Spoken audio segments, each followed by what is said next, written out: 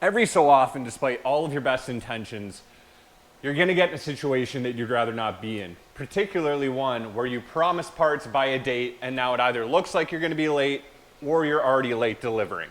What's up, guys? Ian Sandusky from Lakewood Machine Tool, back here again for Practical Machinist. And on this episode of Machine Shop Talk, we're going to be diving into how to handle the situation of being late delivering or when it looks like you're going to be in order to preserve the relationship and manage it the best you can. But before we do, make sure you like, subscribe, and turn on notifications below to make sure you never miss a video. Let's get into it.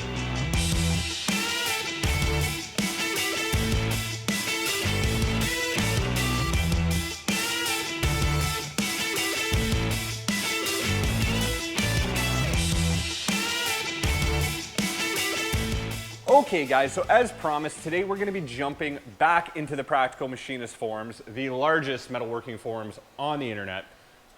Someone came on with a situation on their hands and we're going to do our best to try to address the topic. They came on to the shop management and ownership subforum of the Practical Machinist forums, and although I have to admit what happened was sometimes on these forums, you can see that somebody asks a question and then you get a whole bunch of responses, and for whatever reason, maybe it's embarrassment, maybe it's they don't want public info out there, they delete the original post. So in this case, the original poster came on with a thread titled, "Job is going to be late, need advice," or something like that. Got a whole bunch of responses after describing their scenario and deleted their original post.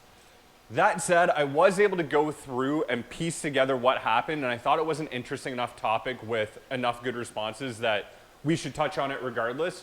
So even though we're not going to get the person's real story out of this, it's still a topic that makes sense. From what I could tell from going to piece it together, this person who came on either owns a shop or is in a position of responsibility for this shop, because typically a guy who is an employee of a shop, they're not going to be as concerned with dealing with customer-facing things and being late. That's not saying there's anything wrong with that. There's just a division of responsibilities. Usually the kind of smoothing things over with customers tends to be someone in a responsibility position rather than a guy on the floor, and that's fine because the guys on the floor also have their own responsibilities that those guys don't deal with. So I don't know exactly what their role was, but in reading the responses, I did see their responses about putting out orders on a first come, first served basis.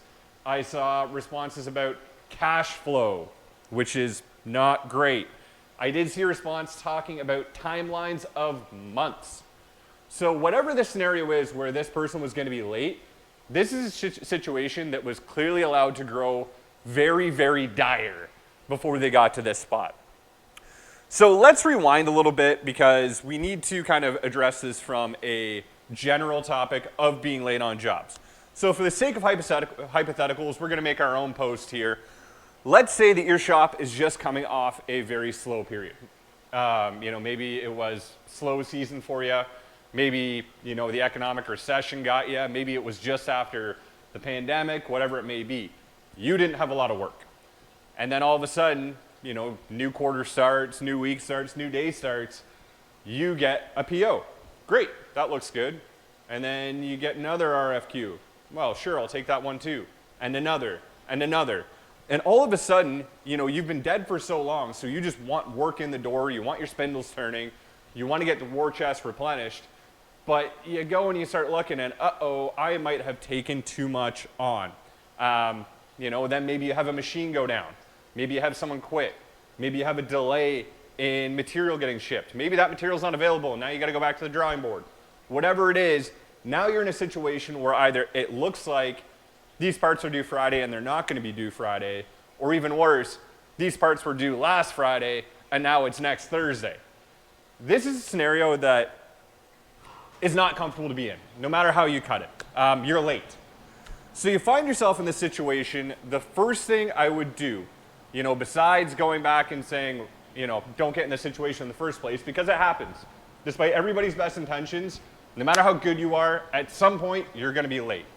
If you find yourself in that situation where either you're going to be or you are late on delivering, The first thing to do is be communicative. I think we've all been in a situation where we've had a package late. You know, I order something from Amazon or MSC or whoever it is, and the package is late, and you're looking, what's the first thing you want to know? What's going on? Where is my package? You know, you want to know, is this package, has it been sent? Is it lost? Is it stuck in customs somewhere? The first thing you want to do to your customer is the same thing. Tell them what is going on. It is a painful phone call to make. It is uncomfortable. You don't want to do it, but not doing it doesn't fix anything. You need to make that call. Pick up the phone and say, hey, company A, I know we said these parts, you know, we agreed on a delivery date of Friday. It doesn't look like we're going to make it. Or I know these parts were due Friday, it's now Monday. I'm sorry these parts didn't ship out. The reason you do this is it's first going to determine whether this is actually an issue. A lot of companies either use, you know, a software when they're doing their resource planning and all that, and it just arbitrarily assigns, so the PO goes out on this date, it's going to arbitrarily assign a required date 4 weeks later. Or maybe they just order things and they always say, we just put 3 weeks on there. A lot of times that date may not be important. Sometimes it is, but maybe it's not. You know, you call them and you say, hey, I'm going to be late. They may say, oh, this is for stock on the shelf. That's fine. We don't actually need these parts for another 2 months. Or they may say, you know, oh, this is, I only need 5 parts for next week when we start assembling, but I don't need that other 1,000 for 10 weeks. So determining just how big of an issue this is, if it's an issue at all, is important. One thing to note is that even if this isn't an issue, you're still late, and this is still something that needs to be addressed. POs are contracts. You know, purchase orders are contracts. We will give you X amount of money for X amount of parts by X date. You know, you don't get POs without dates unless it's an informal thing. If that's a date on there, even if it's not important in the reality of things, it's still something you need to address and something you need to address at your facility, at your shop later to make sure you're hitting. The next thing to do is continue to be transparent. So if you're late on the job, that likely means that you didn't accurately gauge how long the job was going to take. Or you know, you didn't allow enough time for problems to come up the first time. So the last thing you want to do is be late again on the same job. Missing the delivery date the first time may be a mistake. Missing the delivery date the second time on the same job either makes you look incompetent or like you're a liar. You know, if you call the customer and you say, hey, listen, these parts were due Friday, I'm sorry, we're not going to hit it. And they say, well, I really need the parts for next Friday. And you know that it's going to take 2 to 3 weeks to finish these parts, don't drag them on and say, oh, yeah, you know, I'll make that a next week problem and be late again. Now, you know, it's, what if they had to reschedule their production? So, hey, listen, we're going to have X amount of people coming in next Friday to do this work for the parts that you're sending. And they get it all scheduled, and then you're late again. Well, now they've had to pay these guys twice for no reason. Or they're talking to their customer, you know, you're doing parts that are going into an assembly. They need X amount of time to do their work. They're good at tracking that down. They know what they're supposed to do.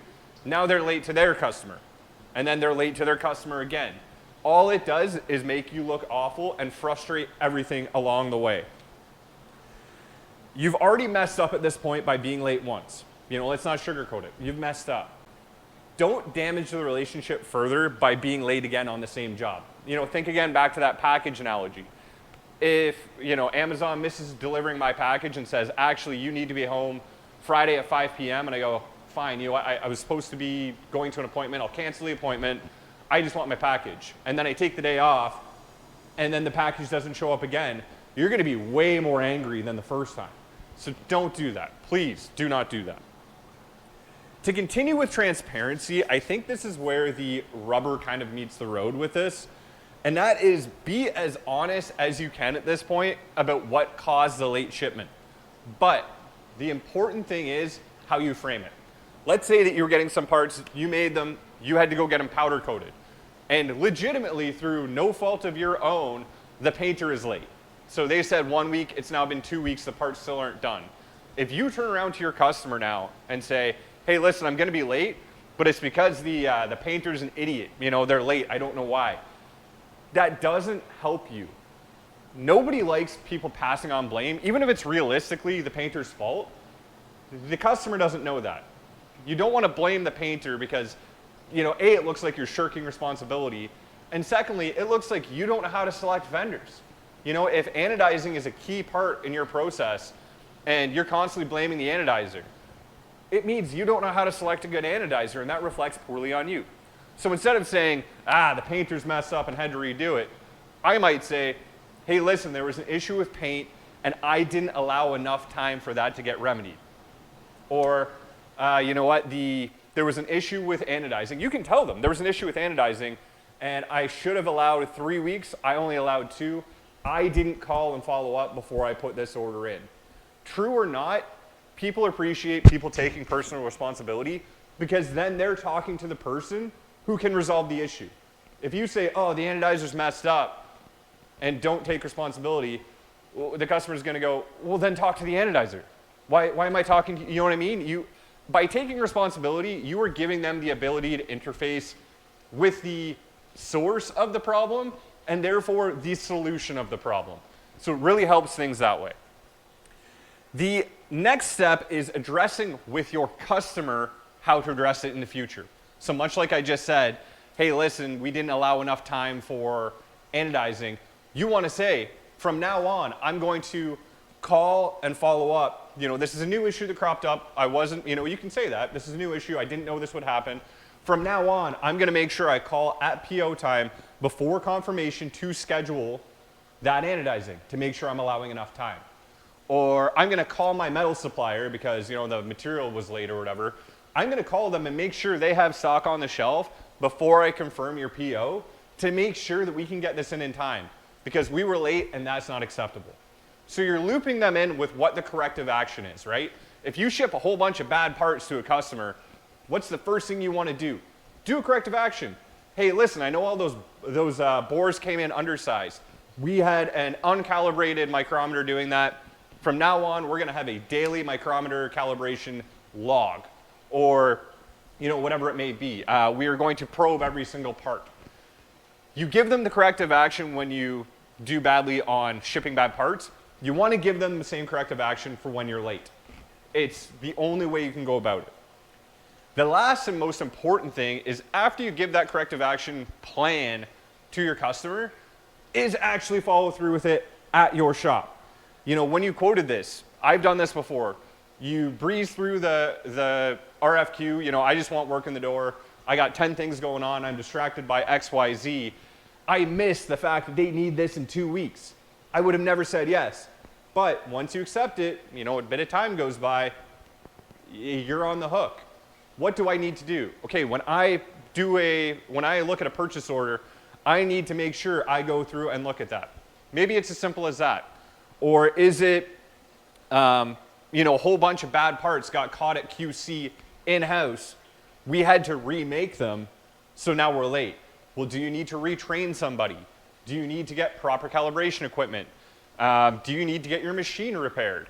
Whatever actually led you to that point, you know, if the anodizer's no good and they're actually late and it's legitimately their fault, do I need to now go find a new anodizer and actually follow through with that? Whatever that corrective action is, you need to make sure it happens, because here's the thing, guys. You can be on time or early with delivery 99% of the time. You're not really going to get praised for that.